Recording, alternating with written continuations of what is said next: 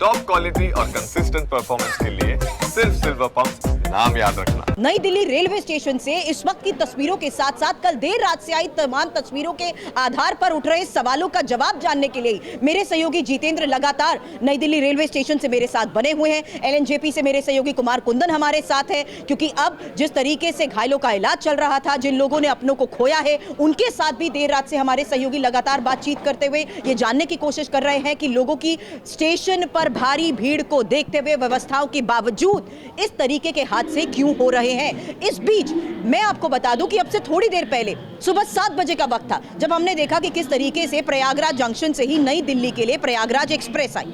उस ट्रेन से आए लोगों से, कुछ महिलाओं से, कुछ बुजुर्गों के साथ तो मैंने बात की, वो बातचीत भी थोड़ी देर में आपको दिखाएंगे। लेकिन फिर मैं इस ट्रेन के अंदर गई और इस ट्रेन के अंदर मौजूद स्टाफ, उसके टेक्नीशियंस के साथ भी मैंने बातचीत करने की कोशिश की, ये समझने की कोशिश की कि इतने घंटों लंबे के सफर के दौरान अंदर की स्थिति, हकीकत आखिर होती क्या है। सुनिए उनके साथ हुई ये बातचीत।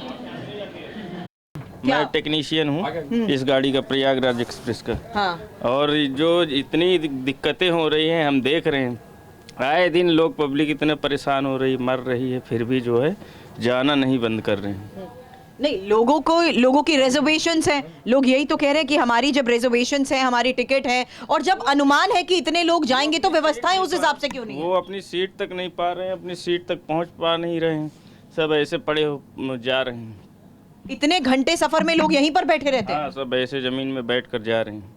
जिनका रिजर्वेशन होता है वो तक नहीं जा पा रहे हैं अपनी सीट तक में। हम लोग गाड़ी तक नहीं चेक कर पाते, इतनी भीड़ रहती है।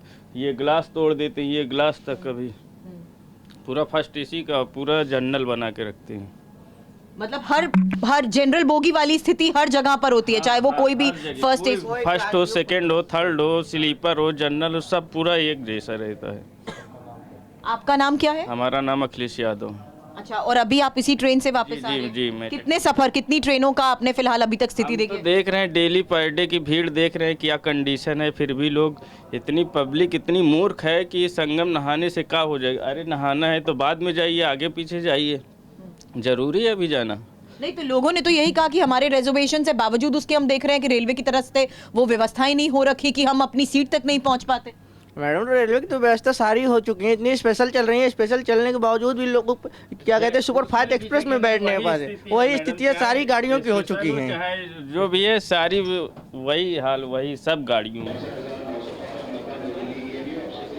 तो स्थिति को देखते हुए अगर अनुमान के मुताबिक, लोगों की भीड़ के अनुमान के मुताबिक व्यवस्थाएं की गई हैं, तो इस तरीके के हादसे हो क्यों रहे हैं, यही एक सबसे बड़ा सवाल है। फिलहाल ये देखिए, ये बिल्कुल नॉर्मल स्थिति होती है हर रोज। देखिए अभी भी मैं देख रही हूँ कि एक प्लेटफॉर्म से एक ट्रेन आई है, उसके बाद इस पूरे कॉरिडोर पर, इस पूरे प्लेटफॉर्म पर, क्योंकि जहाँ पर इस वक्त मैं खड़ी हूँ ये फिलहाल प्लेटफॉर्म नंबर 16 से जाता पूरा कॉरिडोर आगे प्लेटफॉर्म नंबर 1 तक जाता है। और जब भी किसी प्लेटफॉर्म से ट्रेन आती है, जिन लोगों को आगे अजमेरी गेट की तरफ एग्जिट करना होता है, वो इसी रूट से एग्जिट की तरफ आते हैं। लेकिन कुंदन, अब सवाल यही है कि ट्रेनों में 2 ट्रेन की देरी की वजह से ये हादसा हुआ, या लोगों के बीच में अनाउंसमेंट को लेकर कोई कंफ्यूजन हुआ, लोगों की भारी भीड़ के अनुमान की वजह से लोगों को सफोकेशन हुआ, पैनिक क्रिएट हुआ। सवाल तो यही है कि ये सब हुआ क्यों, जवाब कब मिलेगा, कौन जिम्मेदारी उठाएगा?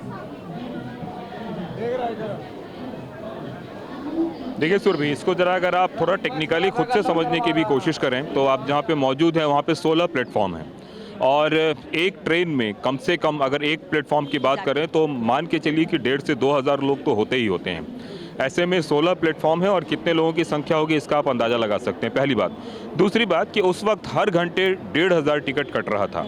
मतलब जो रेलवे का रिकॉर्ड बताता है, अनरिजर्व्ड अगर टिकट्स की बात करें तो शाम के बाद से तकरीबन हर घंटे 1,500 टिकट कट रहा था।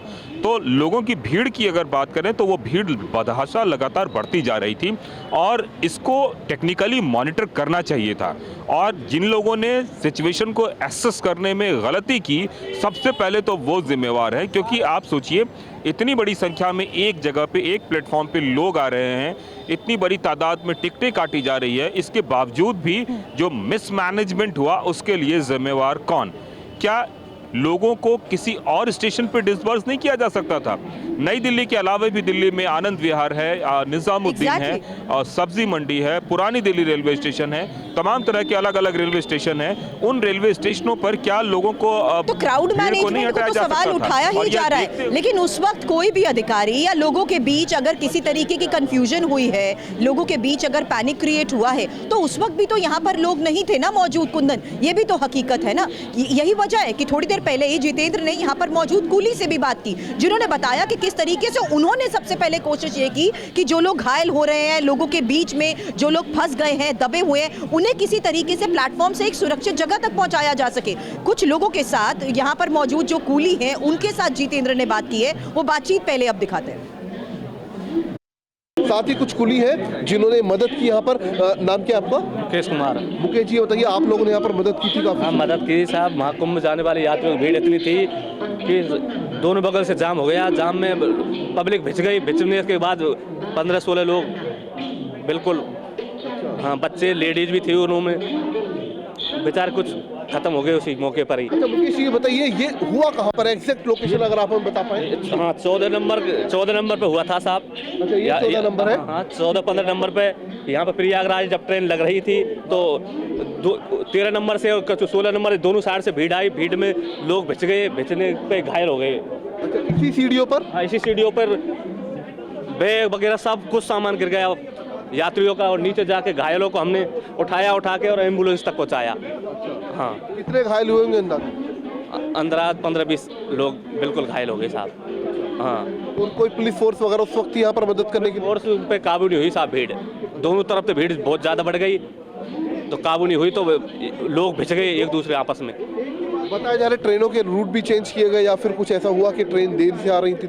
नहीं, कुछ लेट थी। फिर प्रयागराज का अनाउंसमेंट हुआ, उस टाइम की बात है साहब। ये प्रयागराज इलाहाबाद जाने वाली ट्रेन। बात होती है, ये स्थिति तो हर रोज होती होगी, ये स्थिति इस तरीके? नहीं, हमने साहब 10-12 साल है कि आज तक हमने इतनी भीड़ नहीं देखी साहब। अच्छा, जितनी कल दिखाई दी? कल जिताई दी थी, इतनी भीड़ आपने आज तक नहीं देखी। पूरा पुल पाटगंज से अजमेरी गेट तक बिल्कुल जाम हो गया। अच्छा, हाँ, ये तीनों पुल बिल्कुल जाम हो गए साहब। अच्छा, हाँ, हम भी एक आज सवारी लेके आए तो हम भी साहब मरे होते, हमें हमने छोड़ के वापस चले गए। फिर उनको नीचे से